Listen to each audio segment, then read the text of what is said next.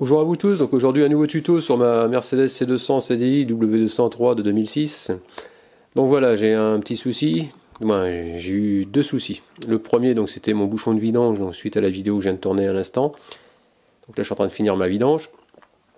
Là j'ai plus qu'à attendre le temps de, qu'on appelle ça, de repos, et ensuite je vais faire recompléter les niveaux. Mais en démontant mes caches, voilà, je me suis aperçu qu'il y avait un autre problème, c'est que j'ai une fuite au niveau du turbo.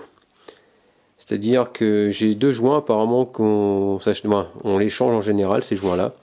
Donc je vais vous montrer, et c'est vrai que dans un de mes tutos, je me souviens plus c'était lequel, on m'avait dit que ce joint se changeait régulièrement, quoi. Et moi je lui avais dit non, apparemment, moi ça fuit pas, donc il n'y a pas de souci.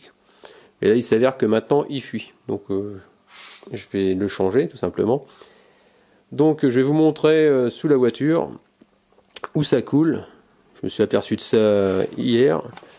Donc voilà, on va sous le véhicule. Hop. Et pouvoir constater par vous-même que j'ai le soufflet, regardez. Vous avez vu, j'ai un peu de graisse, d'huile. Vous voyez, sur le soufflet de la crémaillère, j'ai de la graisse en dessous. J'en ai au-dessus au niveau de l'alternateur, ça a coulé un peu. Donc il s'avère que ça vient de mon turbo, quoi. Et ça, il y a quelques temps, j'ai vu sur la barre stable, c'était un peu gras. Donc je dis, c'est pas normal. Et donc là, il s'avère que ça pisse bien. Ben, ça pisse, ça coule bien quand même. Donc on va regarder ce petit problème qui est pour moi facile à résoudre. Donc c'est parti, action, on va démonter la voiture. Pour faire de la place, on va commencer par enlever qu'on appelle ça ce gros tuyau qui se trouve devant. Voilà, je suis en train de mettre ça comme je peux. Le tuyau d'air qui arrive sur votre filtre à air, qui arrive ici tout simplement, il suffit de le dégrafer ici en pinçant. Voilà, et ça se tire. Voilà. Ensuite ici, faites un quart de tour pour le soulever, pour le dégager la patte. Ensuite ici, bon, moi je l'ai pété, donc j'ai mis une petite vis. Et normalement c'est un petit clip en plastique. Il suffit de le dégrafer, de le descendre et après tirer tout l'ensemble. Voilà, donc vous allez tirer. Ensuite, vous le faites descendre en tortillant. Vous allez finir par le dégager complètement. En faites gaffe au motoventilateur. Allez, en train de m'enquiquiner ce qui se prend dans une durite. Voilà. Voilà. Donc la boîte à air, le tuyau d'air se dégrafe tout simplement. Donc là on peut voir qu'il y a plus de place. Donc ici on peut constater qu'il y a des durites en bas à gauche. Donc là on a une durite qui arrive sur le turbo, mais il faut dégrafer la boîte au niveau du débitmètre à ce niveau là. Donc ce qu'on va faire, c'est que je vais retirer, je vais carrément débrancher tout l'ensemble, enlever le collier, et après je vais retirer toute ma boîte à air pour avoir plus de place. Donc comme je vous ai dit, j'ai défait le collier avec un tournevis plat qui est ici, où il a tourné sur lui-même. Ici vous débranchez votre débitmètre en pinçant là où il y a mon ongle. Là pareil, sur les deux extrémités, vous appuyez, vous retirez, vous écartez votre durite qui s'est débranché bien sûr du turbo. Ensuite ici vous mettez votre doigt dans le débitmètre et vous soulevez, tac, et après vous tirez vers vous. Voilà. Donc voilà, ça fait plus de place, on est moins kikiné. Donc ici on va retirer cette durite. Voilà, vous avez vu, ça pisse par là, dans le contrebas. Donc là il y a un joint, donc sur ce truc là on voit je vais carrément défaire ici au niveau du reniflard. Je vais tirer dessus. Voilà, comme ça on va tout virer. Ça sert à rien. Bah ça sert à rien. Ah si, il y a une prise électrique qu'on va débrancher aussi, pareil. Ça va peut-être, oh, quoique, on ça va peut-être le faire. Non, ça va le faire. Et le joint ici qui est mort. voyez, petit joint orange, il est marqué, il est fatigué. Il est d'origine celui-là, donc on va le changer. Donc je vais aller hier chez Mercedes. Donc voilà le joint neuf. Et un petit joint torique apparemment à changer. Et le joint torique, il doit se trouver normalement sur la partie basse. Juste en dessous, je ne sais pas si vous voyez, il y a un truc avec une collerette. Je suppose que ça vient dedans. Normalement ça vient ici. Si j'ai pas de bêtises. Là où il y a mon doigt. C'est-à-dire... Normalement il y a un joint torique qui doit être là-dedans si j'ai pas de bêtises. Ou de l'autre côté dans le manchon. Donc je vais démonter puis je vais regarder où ça va quand. En tout cas ce que je vais faire c'est que je vais nettoyer parce que j'aime pas quand c'est graisseux. Donc ici la bague orange, ou rouge, orange on va dire. Donc c'est une bague d'écartement. Donc la référence est à 612 09 451. Donc voilà quoi. Et l'autre c'est, ils appellent ça le joint torique. C'est une bague d'étanchéité, donc c'est A01 299 722 45. Donc ça vaut dans les 3,40 et 3,82 je crois, un truc comme ça. Donc c'est pas très cher quoi. Donc on va changer tout ça, on va bien nettoyer quoi. Allez c'est parti. Donc voilà, donc ici au niveau du turbo comme on peut voir c'est propre. Donc j'ai dégraissé. J'ai pris un dégraissant, j'ai pris ça. Du AFPA, ça vient d'Intermarché. Hein. J'en ai vaporisé. Après un coup de soufflette, un coup de chiffon. Donc vous voyez c'est tout propre. Donc ça c'est le but. Ensuite j'ai viré. Là j'ai deux vis en torque, c'est du E10 qui tient le câble. Donc j'ai déjà défait pour pouvoir nettoyer en dessous.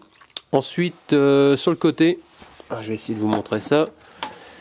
Vous voyez sur le côté de l'alternateur, je sais pas si on voit.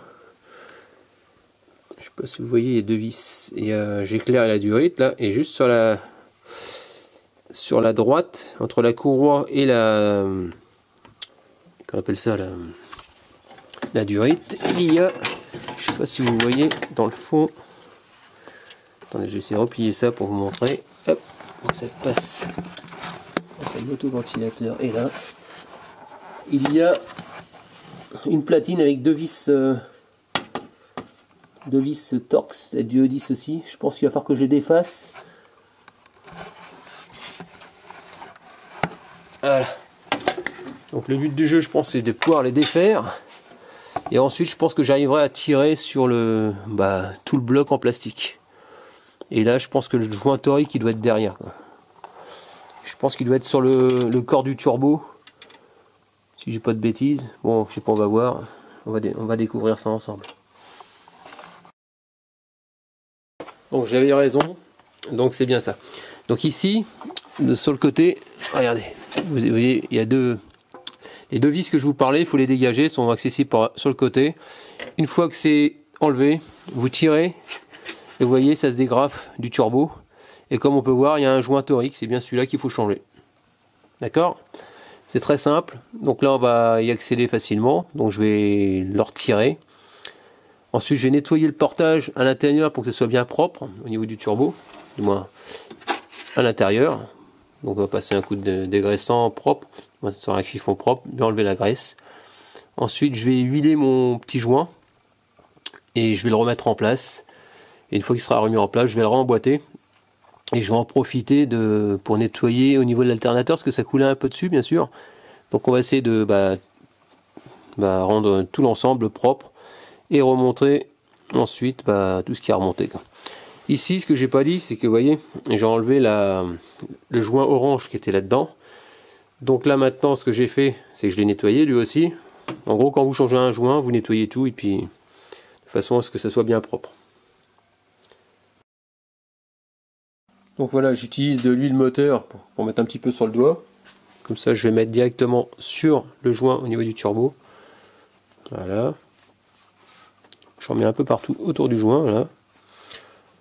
Et là maintenant, on va tout remettre en place. Comme vous voyez, j'ai tout dégraissé. Donc tout est bien propre. J'ai remis le joint, le orange, autour du turbo, sur le plat. Donc là, comme ça ne bougera pas. Tout simplement. Non, j'en ai mis un. Je mets un peu de qu'on appelle ça, d'huile dessus légèrement pour que la durite rentre bien facilement à sa place tout à l'heure quand je vais tout remettre. Là je vais rentrer donc ma durite du turbo, je vais la passer par en dessous, voilà, sous celle-là, et ensuite je vais l'enquiller dedans et je vais remettre mes deux vis Torx. Vous voyez, c'est pas compliqué. Donc ils m'ont dit chez Mercedes qu'ils changeaient les deux joints systématiquement. Donc j'ai dit oui, autant changer les deux joints, c'est pas pour ce que ça coûte, quitte à en changer un, autant changer les deux, quoi. Comme ça au moins on est tranquille. Allez, c'est parti pour le remontage. Je remets mes deux vis, je remets ça. Ensuite je remets cette partie là. En gros faites le contraire de ce que vous avez fait, hein. Et vu que tout est démonté devant, je vais en profiter aussi pour changer ma courroie d'accessoires. Comme ça fait un bout de temps que je ne l'ai pas changé, par précaution je vais le faire aussi. Donc ça y est, enfin, j'ai un petit peu galéré. Pourquoi? Parce qu'ici, vous voyez, il y a une... Vous voyez ce petit tuyau rigide là qui passe devant, là où je vais mettre mon doigt, là, celui-là. Là. Le problème c'est que vous êtes obligé de passer votre main dans le trou pour essayer de soulever la durite et mettre votre vis sur la platine qui se trouve, les deux petites vis que je vous parlais, qui sont sur le côté. Et le problème c'est que je tombais pas en face, j'ai galéré un petit peu pour mettre celle du bas. Mais en gros, il faut soulever carrément la durite un petit peu vers le haut et vous verrez, vous arriverez à mettre votre vis. Mais après, il y a le tuyau de flotte là, qui passe devant qui m'enquiquine pour mettre mon petit cliquet. Mais bon, ça y est, c'est enfin réussi. Encore un succès. Donc là maintenant, je vais réenquiller donc qu'on appelle ça le tuyau. Hein. Et puis je vais serrer mon. Donc là, je vais le desserrer un maximum de façon à pouvoir le rentrer sur le joint orange. Et ensuite, une fois qu'il sera mis, par contre, il ne faut pas trop le bouger, sinon il va se barrer. Et il faut bien sûr le serrer une fois qu'il est à poste, tout simplement. Donc voilà, pour arriver à bien renquiller au niveau du joint, j'ai enlevé la plaque qui était devant. Donc il y a 6 vis, hein, il y en a une là, une sur le côté et deux en bas. Donc là, voilà la plaque. C'est juste ça, hein. Vous retirez, vous voyez, il y a deux trous là et deux ici. Donc c'est très simple. Donc vous desserrez bien votre collier, vous l'emmanchez bien à fond, vous le serrez surtout bien, parce que ce qui va se passer, c'est que tout à l'heure quand vous allez remettre votre boîte à air, en faisant basculer comme ça, il aura tendance à se barrer. Donc il faut bien le serrer. Donc je vais le serrer même pas au tournevis, je pense que je vais essayer de le serrer carrément avec une clé par la suite. Donc je vais quand même essayer de l'approcher déjà au tournevis, on verra bien.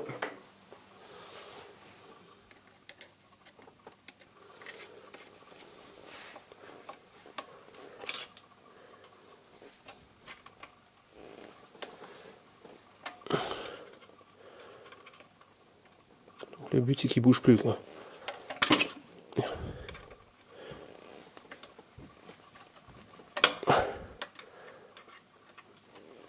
On va voir ça par la suite.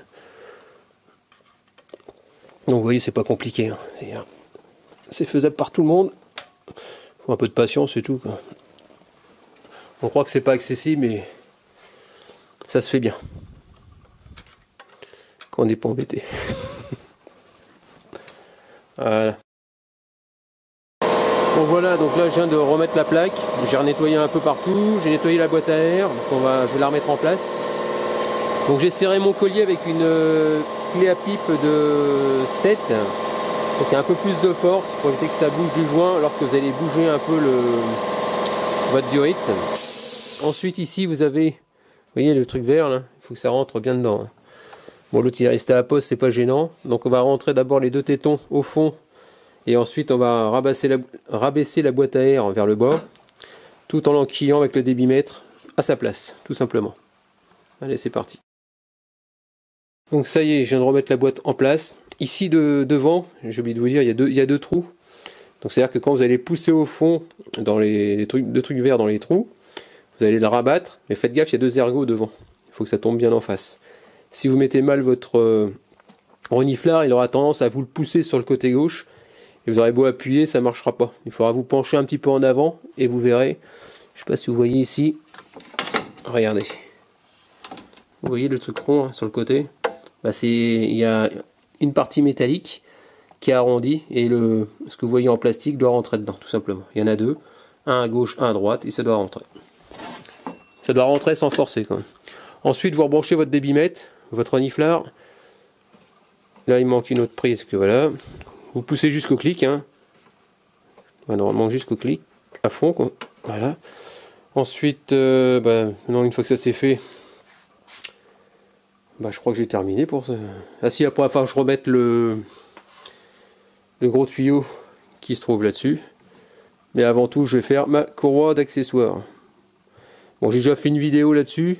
Bon, je vais vous remontrer, il y en a pour 30 secondes. Ça va super vite. Donc ce qu'il faut faire, c'est qu'ici, juste en dessous, il y a une partie qu'on appelle ça, il va falloir mettre du T42, je crois, dedans. Au milieu, là, juste en dessous, il va falloir basculer le galet tendeur. Et après, au niveau de la pompe à eau, vous faites glisser pour retirer votre courroie.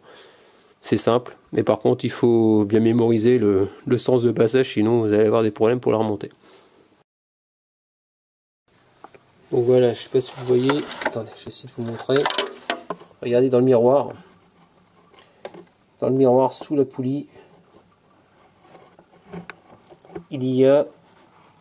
Attendez, je ne sais pas si on arrive à bien voir. Moi, j'arrive à le voir. On voit, il y a une étoile et il y a une douille. Alors l'étoile, c'est du Torx. Alors, soit vous mettez du Torx mâle et ça rentre nickel. Et à côté, vous avez on peut y mettre une douille. Moi, on arrive à le faire aussi avec du 17-12 pans. Et c'est même plus pratique en 17-12 pans qu'avec du Torx. Donc voilà, donc là, je suis avec le 12 pans. Je suis en mode desserrage. Et quand j'appuie, regardez, ça se soulève au niveau de la pompe à eau. Donc, je vais faire glisser en tirant vers moi. Ça, je ne vais pas arriver à filmer en même temps.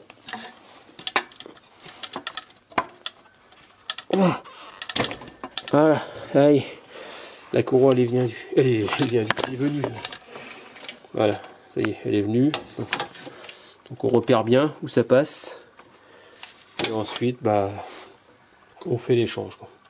Donc là-dessus, c'est du... Voilà, je vais remettre du Bosch. Voilà ce que je vais remettre. Hein. C'est de la nervure, c'est de la 6. Je la change moi tous les 100, 120, 140 000 km. Histoire d'être tranquille. C'est pas pour ce que ça coûte. Je préfère la changer régulièrement et assez souvent que pas du tout. Parce que quand ça pète, après ça vous risquez de péter des galets tendeurs, galets enrouleurs. C'est arrivé sur une CLK à un collègue. Et c'est pas génial. C'est pour faire de la corrective. Ça coûte beaucoup plus cher. Donc je préfère mon kikiné à faire ça tous les... Et puis là ça tombe bien, tout est démonté, donc je vais le faire. Parce qu'après quand ça fait de la casse, ça vous coûtera beaucoup plus cher. Et puis si ça vous arrive sur la route, forcément c'est un plateau derrière. Parce que la pompe à eau elle n'est pas entraînée. Donc après vous êtes dans la mouise. Donc vaut mieux anticiper. Ça sera plus économe on va dire. Donc voilà pour tous ceux qui ne savent pas. Donc la présentation de toutes les poulies. Donc en bas c'est votre alternateur. Ensuite en haut, celle-là, ça change de temps en temps, c'est-à-dire que quand vous avez votre direction, quand vous tournez votre direction et que ça commence à se mettre à trembler, en général on change le galet enrouleur, ça vaut entre 15 et 30 balles. Un deuxième galet enrouleur, pareil, même tarif. Et ensuite le galet tendeur. Alors celui-là, il vaut mieux l'acheter chez dans les qu'on appelle ça, chez Autodoc, des choses comme ça vous coûtera une cinquantaine d'euros. Si vous allez chez AD, c'est 250 balles. Ensuite ici, poulie vilebrequin, poulie de pompe à eau. Alors si vous entendez un bruit de roulement, en général c'est ça. C'est tout ce bloc à changer. C'est facile à faire, mais il y a des vis différentes. Ensuite en bas, c'est votre poulie de compresseur de clim. Ici c'est poulie vilebrequin. En haut, poulie direction assistée, tout simplement. Donc c'est parti, on remet la courroie. J'ai oublié de vous dire ici. Donc ici, voilà, c'est là que j'ai mis ma clé. Parce qu'il y a la courroie qui venait masquer. Et ici à côté, là, vous pouvez mettre du Torx, c'est pareil. Vous pouvez y arriver, vous voyez. Vous mettez ça là-dedans. Et en mode desserrage, oui, ça bascule. Et c'est comme ça que vous la détendez tout simplement. Voilà, je viens de la changer. Donc ici vous avez le cheminement, c'est dans le cas où vous vous rappelez plus comment ça se met.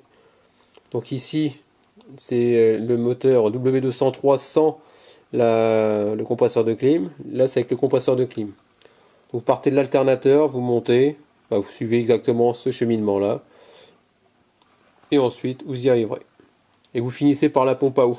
C'est-à-dire que quand vous allez comprimer votre galet tendeur, il n'y aura plus qu'à le faire glisser sur la pompe à eau. Et puis voilà, vous respectez bien aussi que les rainures entre bien de chaque côté ne débordent pas, que tout soit bien en place. Ensuite on retire bien sûr notre galet, notre cliquet, pour éviter d'avoir des surprises quand on va relancer le moteur. Et puis voilà pour la courroie. Là je repars pour une bonne base. Ensuite pareil, quand vous avez une écriture, toujours l'écriture face à vous, quoi. Prenez cette habitude là. Bon là il n'y a pas de sens, mais bon. C'est une habitude qu'il faut prendre. Donc voilà, ça y est, enfin terminé.